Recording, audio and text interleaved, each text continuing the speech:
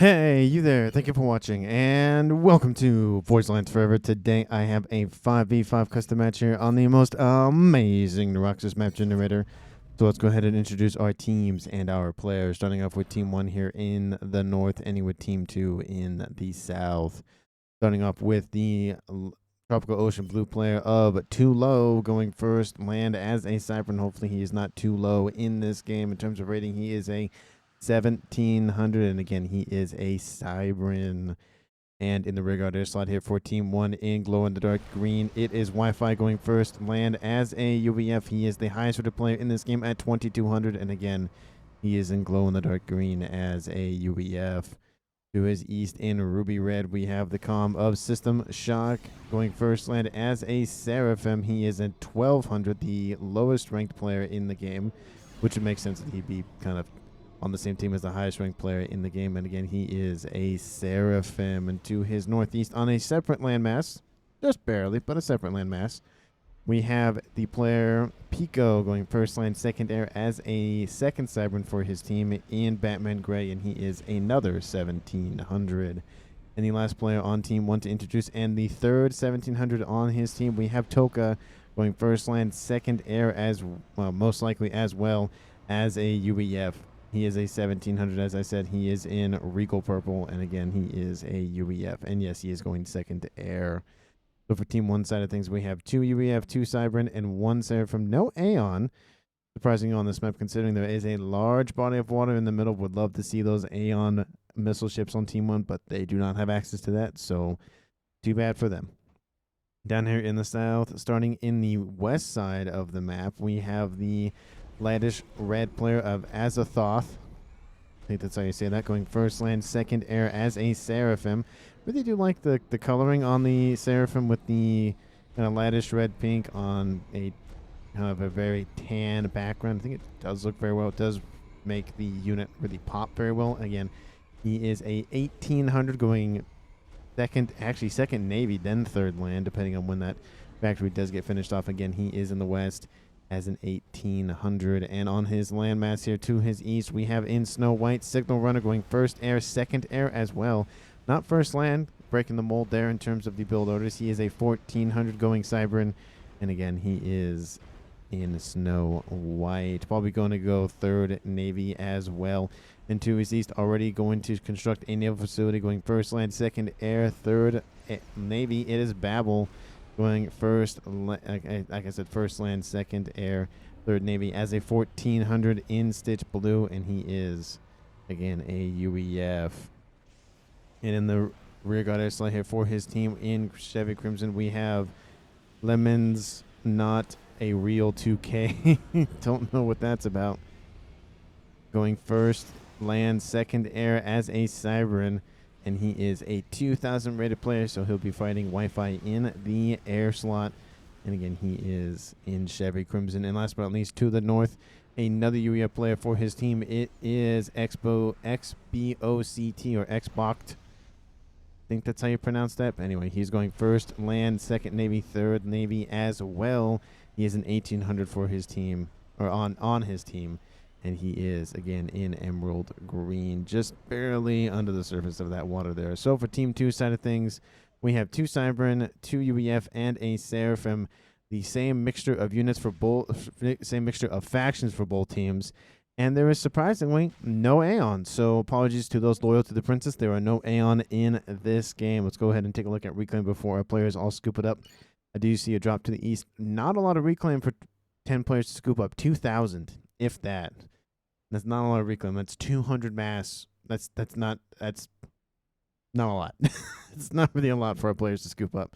And a lot of it actually just residing in the rear guard air slot, and a couple of Reclaim, couple of rocks here on this upper plateau area, but I think it's an upper plateau area, but not really a whole lot to scoop up. So our players will be more focused on going for the mass points on the map. We do see a drop that came out to the east there by 2 players, actually, from Pico and from Toka, to try to grab this northern position that is right next door to Expo ET. I'm assuming he'll come in and take them out sooner than later, and I think he is on his way to deal with those. But we do see a drop coming in from the east to the western island here.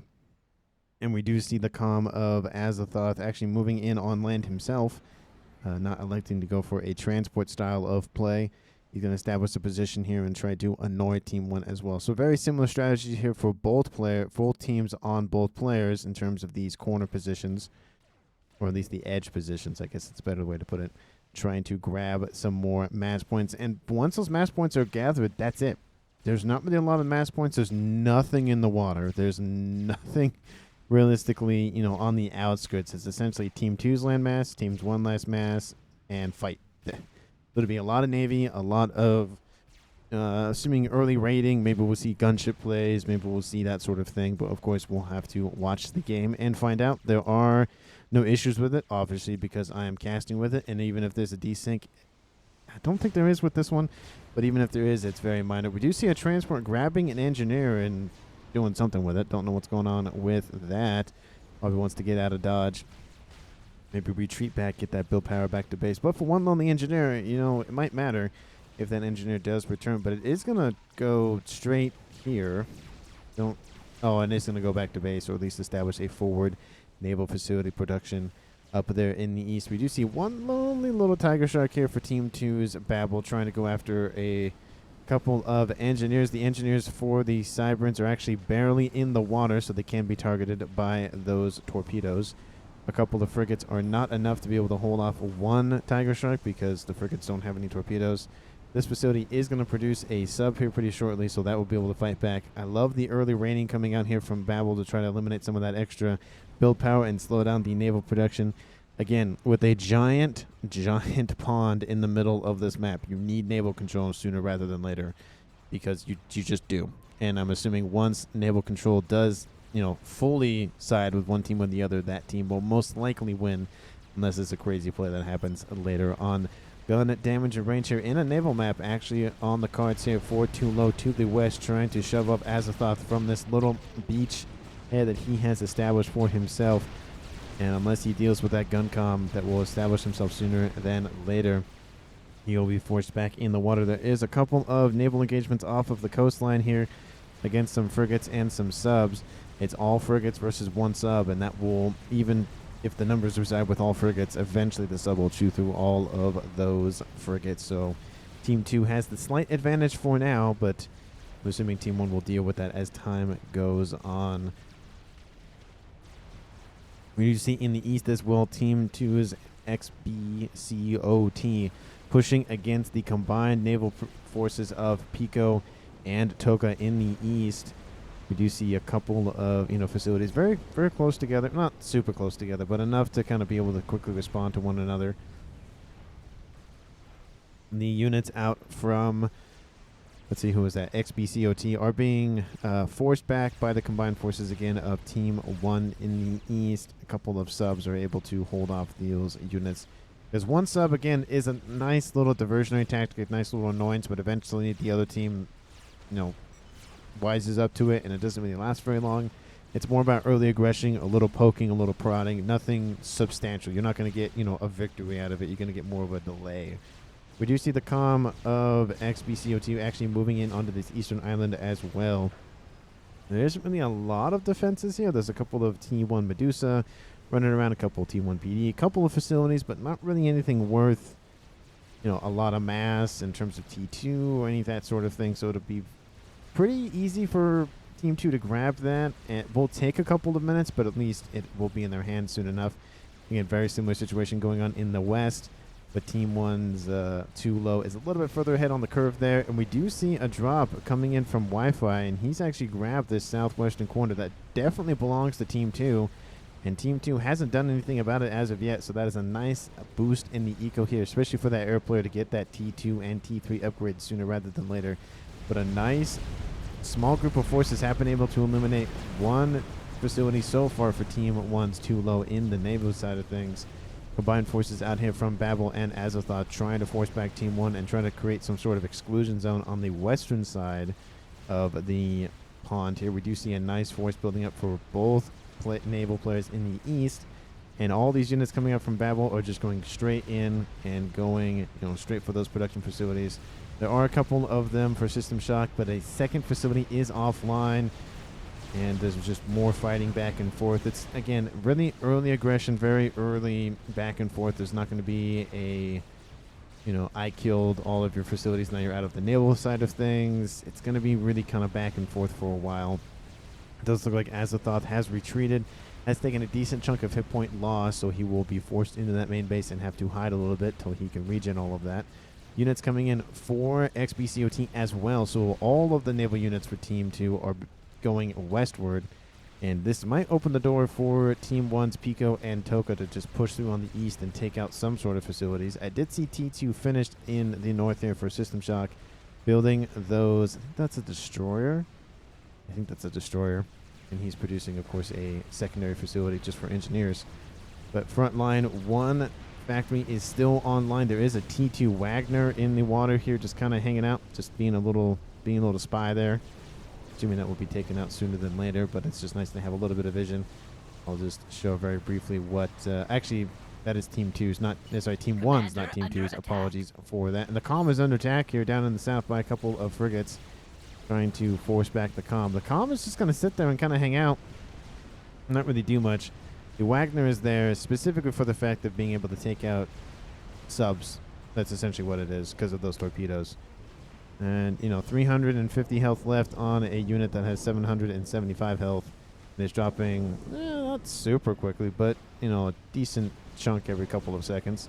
There's one engineer nearby here for Team 1's Wi-Fi, just scooping up reclaim. And this facility will stay online, and that sliver will try to move out of range, but that Wagner here for Team 1's torpedo defense will be enough to hold that one off. For now, there is another drop on the cards here for Team 2's Azathoth. This time going with a standard just assault push with a couple of T1 Zooies. There is that. Oh, transport does get away, unfortunately, here for Team 2. It does drop off for Team 1. Team 1 will have to fight off the incursion in the land sort of things. But the comm is nearby, and he has built a couple of T1 hunters to come in. Very nice counter to T1 artillery. They can catch up very quickly. And they are going to go into the water, though, so those going to have a response sooner rather than later on the mainland side of things. But it does look like Too Low will be a little bit prepared for that. He has a T2 facility nearby, and it's actually on hold. He's not producing anything, and now the order has been given to produce something, waiting in anticipation for those units to come across and be able to be dealt with quicker in that side of things. So I do love that play of him noticing the threat, built up a queue, waited from the cross, and then went for it. He didn't want to have to spam up units and then control K them for no reason because they weren't needed. But T2 torpedo bombers here. The Storks coming out from Toka in the east, taking out those T1 subs. Very interesting. He's focusing on the subs. That is one way to do it. I would just build my own subs and not worry about air for now. Team 1 has finished T3 air. Wi-Fi is a little bit ahead, a tiny bit at least. Does look like Lemez has built his T3 air superiority fighters. Has a couple of them actually, so it looks like they're about on the same par. It looks like 4-4. Not terribly behind. We'll go after those torp bombers though. They'll take that out very quickly. And a bulwark is online here for Team 2's UEF player at Babel. And a drop is inbound. How far will it get, and will it get noticed? It does get noticed, but the transport does drop off those units. They're just Mantis, though. They're not a huge threat to this eastern side for XBCOT, but again, it's still annoying. It's something that they have to deal with. APM taxing, all that sort of things, and trying to distract against the attack that may or may not be coming here pretty soon here for Team 1. Does look like those artillery were able to take out a couple of mexes, but not really a huge issue. They didn't get super far into the back line, so that will allow Too Low to be able to repair very quickly, not worry about a whole lot, but still has to take the time to build those. Of course, 14 minutes approaching in this game. Haven't seen a comm kill yet. Will there be a comm kill before 20 minutes? We'll have to see and find out. That usually does happen in most games, but there are those rare games that it doesn't happen before 20 and it doesn't even happen before 30. And those games are always fun because you still have everybody alive. No one sits there for 45 minutes to an hour kind of like, well, I either leave or I help my teammate out. So, I decide just help my team, even if I get killed off early. The point is to play the game, and the point is hopefully to win. So if you can assist your team in winning by being man in the chair, that sort of thing, then why not? We have a cruiser now online here for Team 2's Azathoth. It is a Seraphim, which means it has those missile launchers on board going after the outlying mixes here for Team 1's Too Low. Has produced a couple of zappers, but as the number of those cruisers increase, it will be more and more difficult to hold off. But there is a nice push coming out from Team 1. We have a couple of destroyers. They are Seraphim as well. Those look like those are a couple of frigates. It looks like there is a whaler nearby being attacked by T1 Inties, and that whaler will take a significant portion of damage. We'll be able to stave off, but it does look like the Air Force's 14-1's Wi-Fi are coming in to just take that out outright. There it goes. Wi-Fi has taken those out, and now we're going to have a small little air fight here between a UEF player and a Zybrant player in the air. It does look like with the assistance of a couple of cannon fodder units here for Team 1. Team 1's Wi-Fi player has secured the air, at least for the time being. It does look like a cruiser was built. A little too late on that front. It does look like those T2 forces in T1 are pushing forward north. I don't know what happened to the destroyers. They've retreated for now. It does look like, they are somewhat badly wounded due to those bombers. But Team 2 needs to keep pressing the attack, at least on this western side. They're holding off the eastern side for now, but it's slowly coming in on this eastern side. Of course, this base is still online, and we have a tiny little frigate over here, just kind of hanging out. There's a transport that died in the water a couple of seconds ago. I just heard a notification on my device saying that I have a package that arrived. I appreciate that, Amazon. I should turn that off because I sometimes think that that's going to appear, or at least, sound off on the mic, but it happened a few times and no one said anything, so I'll probably just ignore it. Anyway, T2 destroyers in the water here, protected by a couple of bulwarks. Love to see those bulwarks. This one not really doing anything in the east, needs to be pushed over to the west. But large amount of firepower with a counterintelligence boat underneath it as well, being able to obscure all of the intel. Of course, vision doesn't get obscured, but at least the radar definitely will kind of dissuade Team 1 from really pushing forward, at least for now. But frigates getting into it with frigates here and a Salem destroyer as well. Well, all the frigates will retreat, trying to go under that shield coverage, but the shield has been depleted for now. We do see that bulwark to be a nice target while those shields are regenning. They are targeting the destroyers first, taking out the firepower, and then everything else. That is a good tactic as well. The bulwark being sent in, that not the best idea there. There goes the bulwark. That's got to hurt. All those shield hit points not going to be able to regen for his fleet. But we do see a couple of T1 bombers here in the west trying to go after some, very, not really super vital structures and units, but at least some, again, annoying strategies is essentially what Azathoth is his main goal. They have taken the southern section of the map once again. The Wi-Fi doesn't have his little expansion down there, but he got use of it for the time being, and Team 2 still hasn't claimed this eastern side, but they are moving in on this northeastern side. T1 PD has been spammed up against these Riptides, but one T1 PD is not enough. The second one was built very quickly, trying to hold this off, but it is not enough. Those Riptides are going to chew through those wall sections very quickly. Engineers are fleeing for their lives. And the wall sections have been, at least around some of them, have been destroyed. One PD is down. The second one is down. This position will fall very quickly. There are 4 T2 Mechs, so that will be 24 mass that Toka will lose per second. That's got to hurt the eco, especially 18 minutes in this game where, people are at between, 60 to 140 and 250. So, a little wide range of amount of mass per second. You can kind of see who the major players in the game are. It does look like Toka transfers everything over. Very interesting. I wonder what Toka's thinking. My nice hole here. There's Toka. Pico says, yeah, sorry about that. Send me and my 6 Mexes can't do really anything.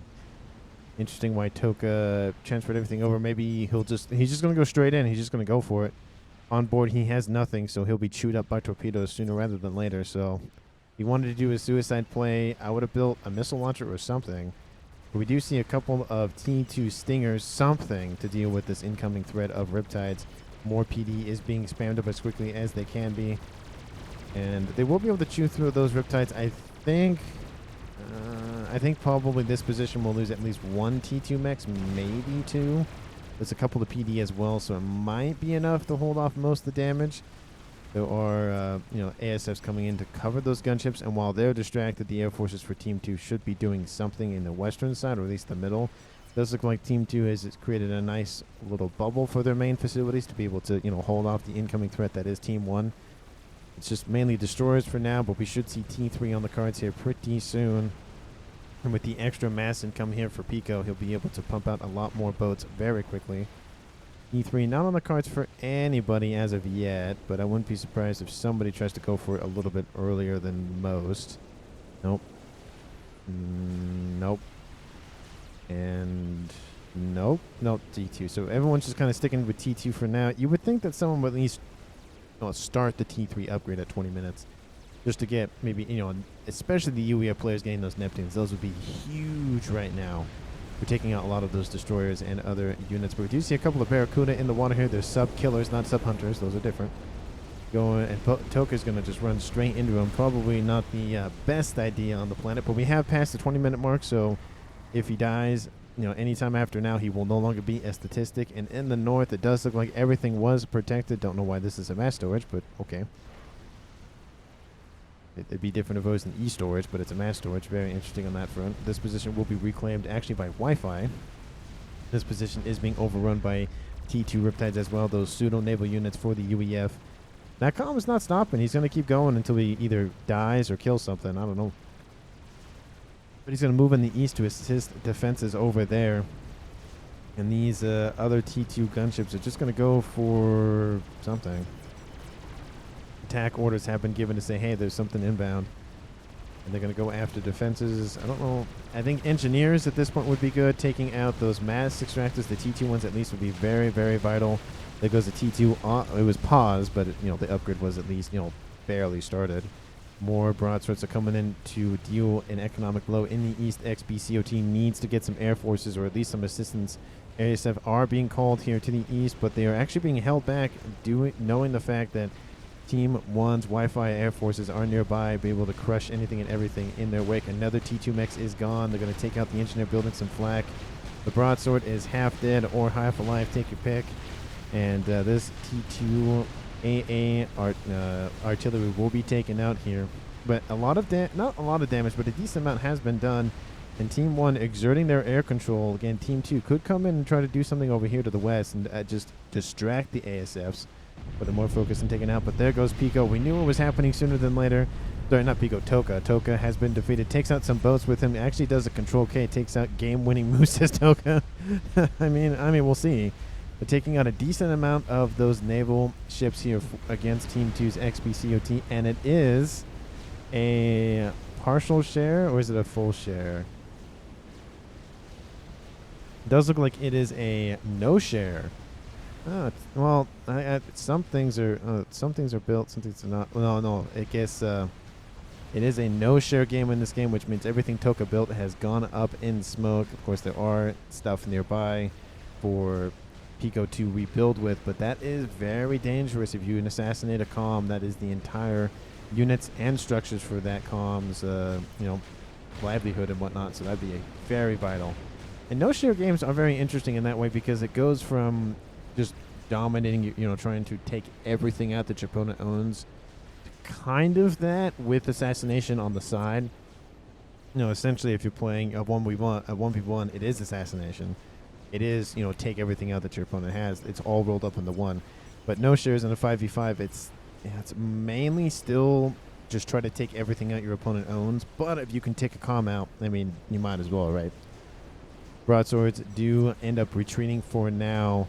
And will at least alleviate some of that pressure feeling by XBCOT, but he felt a lot of economic damage. 70 mass a second. A lot of T2 Mexes were killed off. And now he has some T2 and T1 forces bearing down his front door in the east. Team 2 is pushing in the west, though, with a lot of cruisers and destroyers here, trying to force back at least some sort of, shift in terms of the tide. There's a water joke there. We do see, Team 1 is gaining some ground in the east, and Team 2 is gaining some ground in the west. Lots and lots of missile or anti-missile defenses. The Team D have been built by Team 1's too low. They're all zappers. So, zappers are pretty good. I know volcanoes are the best. And then I think I don't know if the Seraphim are better. I think it's like a tie between Seraphim and Cybern. And the Buskills aren't great. They're like slightly below zappers is where I would put them. Do have the comm. A lot of comms are going to be in the water in this game just to hide themselves. I don't blame them, you know, especially in a no-share game where if you die, everything you own explodes. So probably not the best idea to have your comm front and the center. But it does look like Team 2 is holding off this push for now, especially with the pseudo-unit inclusion of these Riptides. So that UEF fleet to the north is going to hold... Well, sorry, UEF and Cybran fleet to the north is being pushed back, at least for now. Team 1 needs to really, you know, consolidate on this western side. There's not really a lot of production here as well. Team 2 is cranking out production. We have 4 facilities here. We have 1, 2, 3, 4 facilities here. We have 1 back here, but it counts, but it's more of a defensive measure instead of an offensive measure. It is going T3 as we speak, though. But more facilities and more facilities and more facilities down south. So Team 2 heavily funneling a lot of their resources into production, into units to force back Team 1. And Team 1 kind of being a little bit limited in terms of that. Team 1 focusing probably a little more on eco, but in terms of that thing, Team 2 is actually winning at 1.1 K-mass income per second versus 920 or so. It kind of oscillates, especially with the demise of a lot of the mechs in the north by Toka. This was an accident. I really didn't know about the full share. You didn't seem like the smartest individual anyways. Oh, that's gotta hurt. Ouch, the smartest is Toka. Ouch. Yeah, that's what he probably, that would have been a nice move. It would have been a nice move if full, yes, exactly, if full share was on. Thank you, Toka, for making my point exactly. So it's funny that I can almost read the player's mind while I was stating something. It's just very interesting. We're on the same wavelength at that point. But again, pushed all the way back to the main naval production facilities for Team 1. Team 2 has done an excellent job, and of course they have but they have build power on the front lines, just churning out those engineers, so many, and just shoving them forward. They don't care. They're just going to scoop up all that mass, and if they die, then they die kind of thing. It's like, let them eat cake, but in this case, let them recover mass. We have Riptides taking out Team 1 frigates here. Good choice. The frigates, of course, will be able to be taken out very quickly against the Riptides. The destroyers, on the other hand, not so much, but at least the adds or the other units in this eastern side have been taken out here for Team 2. So, is it a fair trade? Kind of. I don't know. I can look at the mass totals, but it does seem like the frigates are a little bit more valuable than those Riptides, at least for now. And those forces are moving in. They're trying to cut off a couple of those destroyers in the east and force Team 1 in a box, essentially force them essentially just like this. And this western side will get bombarded as time gets on. The cruisers are trying to stay far enough away to where artillery can't hit them, but still nearby to engage at least the front line. They need to move probably right about here. Would be, I think, far enough to still engage on the mainland and engage over here, but they don't want to split their missiles up is probably what they're thinking. In the north, we have a T3 naval facility as well here for System Shock. Both of these players in this position, well, almost in this position, electing to use this facility. I don't know how much work they're going to get out of this because it's very difficult to travel through that narrow neck of water. You know, it's very high, not high tide, but low, not a lot of clearance. I'm interested to see how they get through that if they do build those battleships. We do see a horde of T2 Storks just running through the coastline, running through the shoreline, running through the edges of the map in terms of the land, running through the middle of Team 2's front line, at least on this eastern side. We have T3 SAM sites, these Myrmidons, trying to be pumped out by the signal runner. And he's over here to the west. He's more being a support role, trying to support his teammates in terms of, tactical awareness or tactical disinformation here against Team 1. But then those torpedoes are going straight for that air facility, and that is not going to go very well. And they're trying to build a harms as well. That's not going to go very well. Team 1, the one thing they are leading in is the air side of things and really exerting that pressure. Team 2 is trying to come back in that game in terms of Limes' air forces. Let's take a look at the numbers here so far. We're at 83 for Team 2, and we are at 122, so definitely air does reside in Team 1's side of things. And of course, if you haven't hit that like button, I would encourage you to do so. Hit the sub button as well if you're enjoying the cast. Let me know who do you think is going to currently win besides Toka. It is no players have died. Toka probably wouldn't have died had he realized it was a no share, not a full share, or at least a partial share.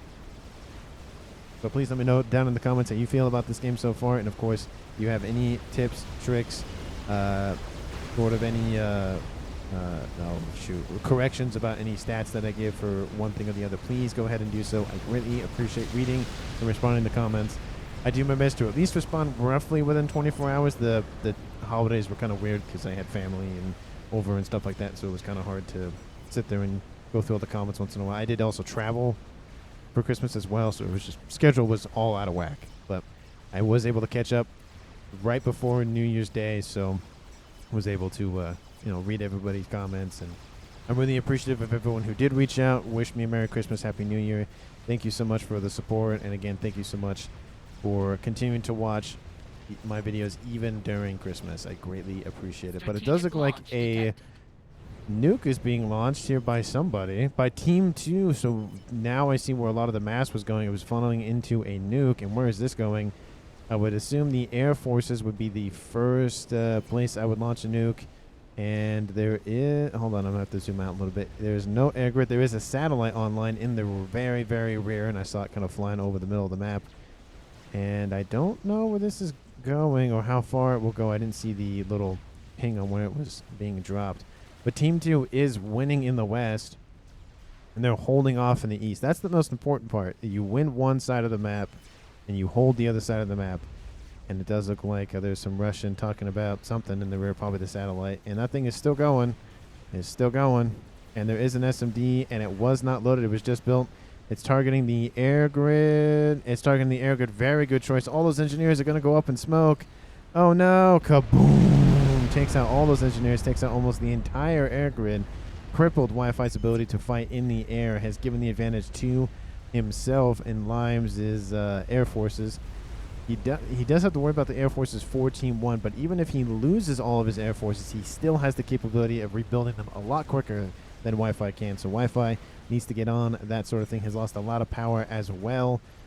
Let's check out his power reserve. Still has power reserves because he isn't building any ships for that, or for Air Forces for that matter, because they're essentially all gone. But this will probably be a T3 headquarters here pretty soon, at least for the one or the other. Does have the satellite and has another SMD back here, so is planning for another incoming nuke, which would be really smart. And now Team 1, at least for their main facilities, will start to be protected by SMDs as well. But again, Team 2 is just pushing forward. They've eliminated half of the island over here to the west, and they're dealing with the other side here pretty soon. Too Low is losing infrastructure pretty quickly. 31 minutes in this game. It does look like Team 2 is slowly leading. We do see a lot of shields kind of starting to come online, and a disruptor that's actually being looks like there's some power issues here. P-Gen's definitely the target here. Take out the shield emitters. Yep, there we go. Love to see that micro by Team 1's Wi-Fi, targeting the shield emitters to take out the ones around the P-Gens and then get a explosion, a volatile one at that. Does look like the engineers are refunding or scooping up the mass for that disruptor and going after building a bug. Very interesting. More and more shields are being built as we speak. They just can't keep them online, it looks like. Take a look at their power. Oh, no, I think they're fixing it now. Looks like they have to pause the building of the Soul Ripper. That's probably the source of most of the loss in power. But yeah, very interesting. That disruptor was almost half done, and they're getting rid of it. Very weird. Don't know what that was about. Maybe it was just out of range, maybe. Let's see. Let's take a look at the range. I know we're focusing on this, but this is the range. Yeah, I guess that's fair. In a essentially 19 by 19 or 18 by 18, you really can't hit anything. You can hit the main base that once belonged to Toka, but that's really about it. So I do understand why he's refunding it. And that's the thing you gotta figure out with T3 artillery is there is a max range, and on 17 to 20 by 20 maps, you gotta take that into consideration. So better positioning it like probably about here. And Team 2 is holding the Navy for now, so you could put it a little bit far forward, and that would explain why he's refunding it.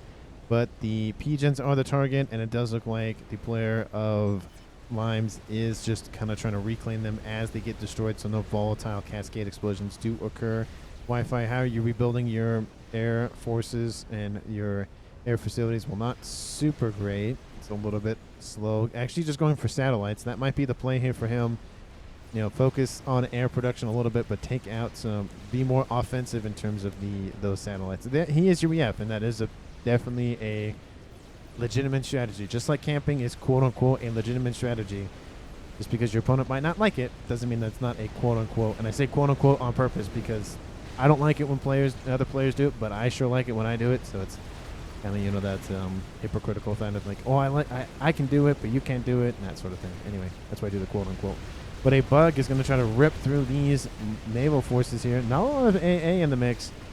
Very good choice. And, of course, you have not air dominance, but at least you have a lot of air forces at your disposal to be able to guard that experimental gunship of the Soul Ripper. Not really taking a lot of hits because there's not really a lot of AA in the area. And even if there was, it would be the first target. And those naval forces are just going to go, you know what? We don't care anymore. We're just going to full send it. So he's going to full send it. There is a Galaxy-class battleship in here. Taking out the T2 headquarters would definitely be great here. Trying to take out XBOCT, there we go, is attack power in the naval side of things, especially with Team 2 gaining a lot of ground on that western side. ASF's really guarding that gunship, but the battleship is down. The T2 naval headquarters is down as well. That will probably be upgraded here pretty shortly and taking out any facility they can. Unfortunately, it's not going to take out all of them, and still he still has a lot of eco to play with, so it'll take a couple minutes to rebuild back up to what he had, but Team 1 will take a lot more time to rebuild to what they had. There is more mermaids coming online, and there's a Neptune-class battle cruiser online here for Pico as well, so to be able to fight off those T1 and T2 units a lot more effectively. The gunship does get killed off with little to no ASF loss. Good move coming in from Wi-Fi. He saw the ASF leave, and he took his moment to strike, came in, killed the bug, and said, see ya. He'll probably funnel those ASS back to his main base. More bugs being built in the rear, and I don't know if that's the best play. I mean, Team 1 does have a lot of air forces, and they're going to start building more AA defenses as time goes on, especially to counter that if they notice that. So it's a risky play for sure. But another nuke is going to be launched. Where is it going to go? It's going to go after the T3 air facility of Toka. Sorry, not Toka, but Pico. He does have a SMD, but it is unfortunately not loaded, so that will be destroyed. We'll take out the core mass as well. Engineers are fleeing the scene. Pico is fleeing the scene himself as well. He'll keep his T3 naval headquarters, but he'll lose her Air Force One, which isn't the hugest loss on the planet due to the fact he's really not using it. He's just using it for engineers, so it's not a huge loss, but it's not great either, especially the mass loss. And you can just see Team 2, pushing more and more on that horizontal line northward. I did see the satellite. It's kind of just roaming around the map. Tried to go after the T3 naval headquarters against Babel here in the east. And he is going after the T3 naval headquarters in the west, but he's actually targeting all of the engineers. And I'm assuming he can see what they're doing. No, he can't see what they're building, but he, of course, can figure out it's something. So he's targeting those engineers. And let's see him targeting. Come fire the laser. There he goes, taking out all those engineers. But the experimental is built. It is a chicken, of course, because we can see it and he can't see it. So I know more than him. Ha. 36 minutes in this game, and I'm, antagonizing the players. Love it. A lot of aircraft carriers in the rear for pseudo air production. Love to see that play because it provides two things. It provides mobile air facilities and mobile AA, and it guarantees that you have ASF and whatever to use if you do lose your land facilities. So you see that a lot in Phantom games where players will just build those instead of actual air facilities. And because you don't have a lot of map like in terms of land to play with, and so you're like, well, I can just build a lot of aircraft carriers and we can build them on there, and that'll work. We do see a huge resurgence in Team 1's Navy, at least on this western side. A lot of battleships here. That is actually a decent chunk of battleships. The Hathums and also the missiles raining in Seraphim. On Seraphim action here on the western side of the pond. Facilities are going down. Units have to retreat. We also see a lot of battleships here for the South Flare as well, for Azathoth as well. So it's just Seraphim on Seraphim action here in the water here at 30, probably 8 minutes at this point. But the artillery is raining in all the time, and it is in range of a battleship, and it's not targeting the other battleships, and that thing's going to lose hit points very quickly. Of course, both teams need to be aware that those things can build nukes, so you got to take those battleships out sooner rather than later, but concentrated fire, focusing on one at a time. Very good move here, being able to take out the second one. Again, same thing happening in the south against Team 1 as well, so it's the same strategies.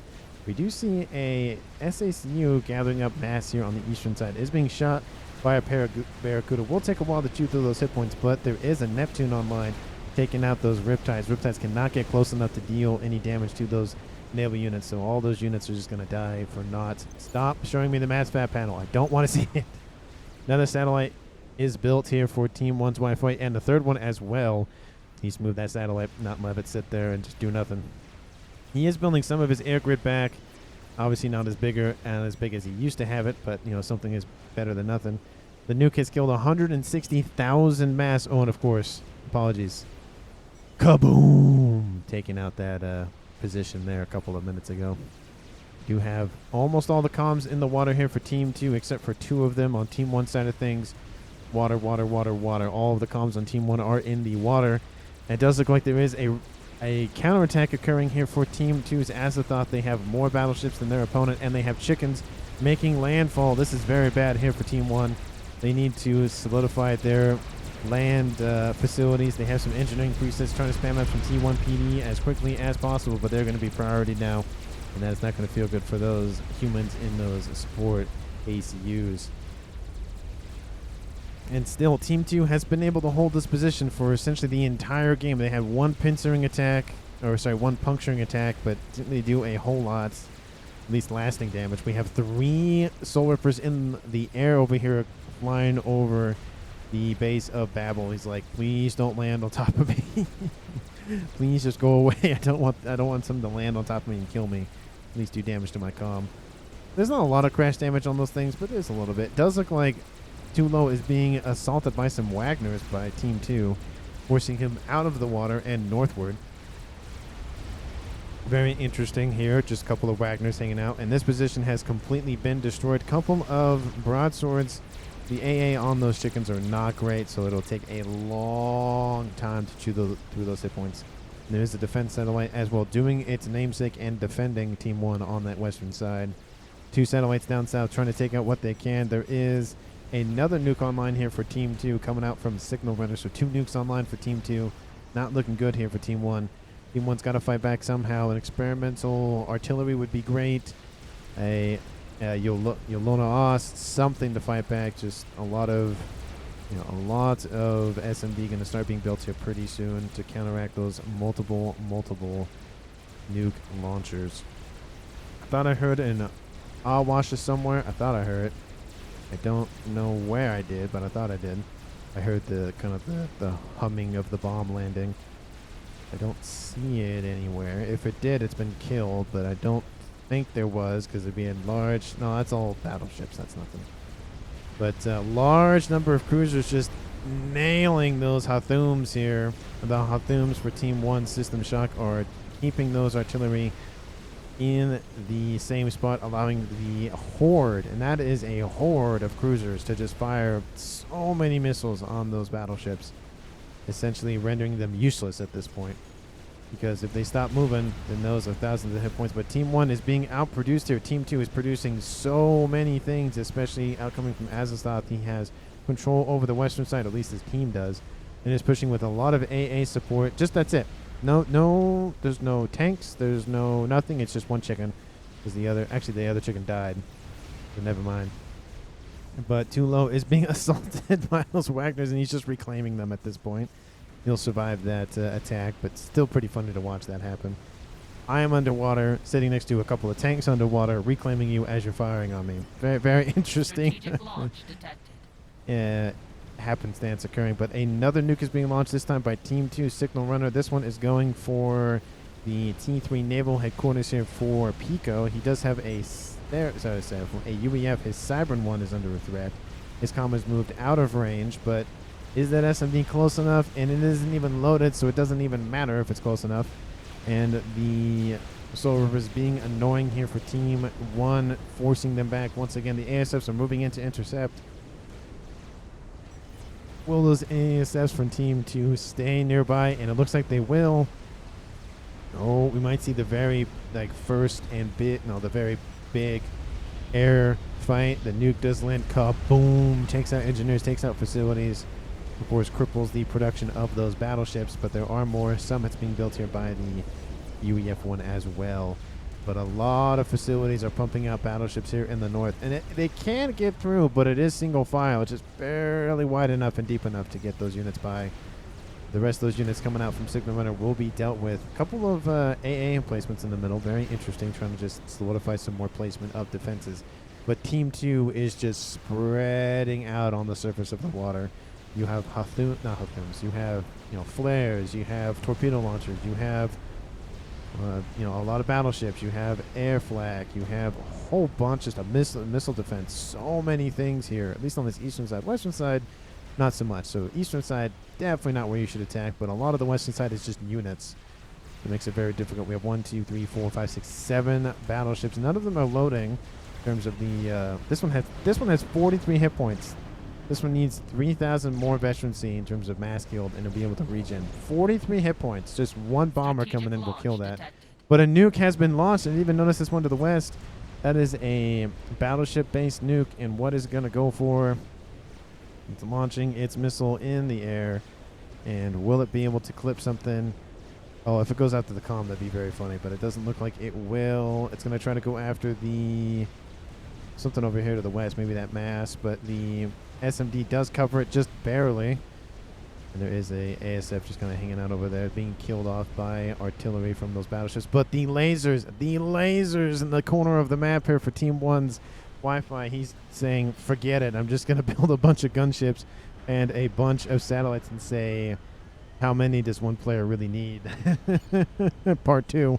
And we're so far at 7 so far. Team 2 needs to get a handle on that, because that is a dangerous amount of firepower in the air. And where are all those satellites, by the way? It's only, there's some back here. That's where most of them are.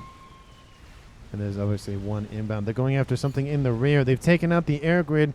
Team 2 was going after a Scathis, but that's not going to happen anymore. The nuke launcher is targeted and destroyed. P-gens do go cascading, go kaboom. Taking anything and everything out. That base for Limes has been eliminated. The shields pop back online just in time. Well, I'd say a little late, at least at that point. They pop back on all at once, which is fun. Oh, they're off again. Oh, it needs to get that power situation situated. But the main threat coming out of Limes for Team 1 has been eliminated. Now they move on to another opponent. Probably target the naval player here in the west. That is the huge player, but a large amount of T2 Riptides going after this base. That naval facility has 26,000 hit points, and it is falling very quickly. We have some Solar Rippers. Now that is going to chew through those hit points very quickly. There it goes. In the yellow, in the red, and a couple of seconds later, there it goes. Taking out some P-gens on the edge of the water, or at least the edge of the land. ASF's going in. We'll take out most of the hit point, all the hit points for the first one. They'll target the second one. They take out the second one. And the ASF fight does incur. Remember, the ASFs for Team 2 cannot be replenished very quickly due to the loss in air facilities. And the third gunship is down. That is a lot of mass. We have essentially 15,000 per gunship. That's 45,000 mass for Team 1 to scoop. Well, maybe Team 2. But a nuke doesn't go off. A player is killed off by satellites. Team 2 has lost Babel, their first loss in the game, and everything's going to go up in smoke here pretty soon. We should see it. There it goes. Everything down here is killed. Everything over here is killed. A huge hole in Team 2's defenses has been wiped out. Oh, messed up move, says Babel in the chat. And I wanted to make impact. He wanted to make impact, but the satellites have eliminated a target. Now they're going after something else. They're going after mass here for XBCOT. That's gonna hurt sooner rather than later. That has given some reprieve here for Team 1, and of course now Team 2's main goal is taking out those satellites.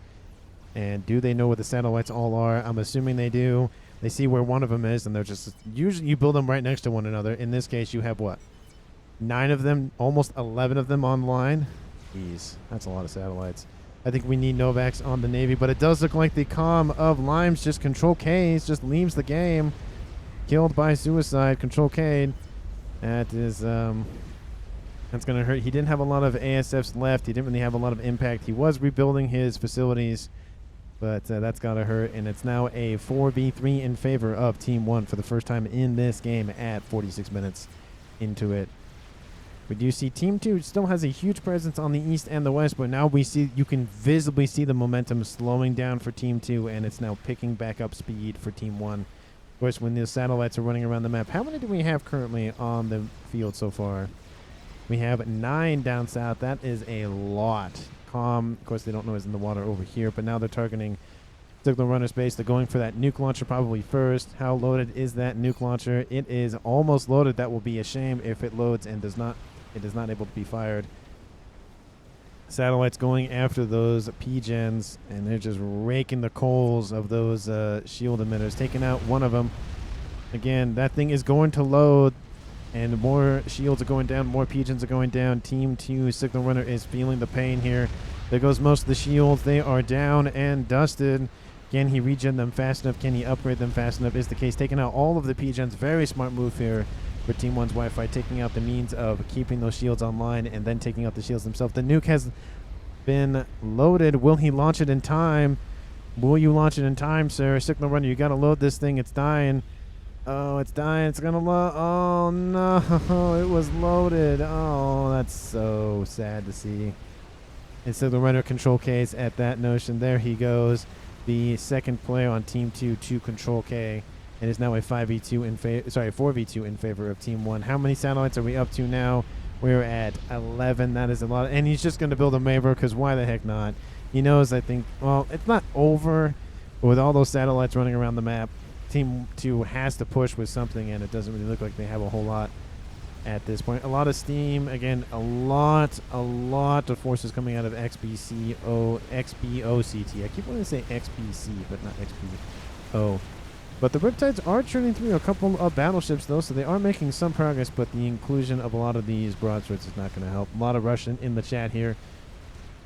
And there goes this facility. It is going down in smoke. Satellites just churning through those shields, even though they're Seraphim. And they had a YOLO almost done. It was over at 75, almost 75% completed. That is going to hurt. There go the P-gens. You would have assumed maybe Team 2 would... other players would have assisted this. That could have brought Team 2 back in this game. Really changed the landscape of it, but sad to say that was not on the cards here. And it just looks like it's going to be the assassination of the P-gens this game by those lasers from the sky, those space lasers. And now they're targeting SMDs, they're targeting power, they're targeting everything that was vital.